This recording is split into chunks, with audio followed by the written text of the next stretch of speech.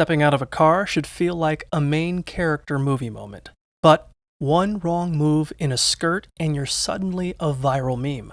Here is how to exit like the dignified icon you are. First, prep your outfit. Pull miniskirts down over your thighs or gather longer fabric toward the center so you don't trip. Next, swing that door open as far as your arm reaches, or let your chauffeur handle it, obviously. Now, glue those knees strictly together. Swivel your hips toward the door and place both feet on the pavement at the exact same time. Push yourself up smoothly, using your hands on the seat for leverage, keeping one hand on your skirt if you need extra insurance.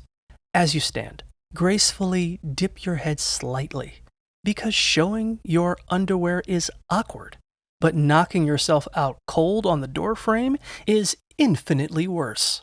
Finally, make sure both feet are firmly planted on the pavement. Take a quick look out for curbs or uneven pavement and walk off with confidence.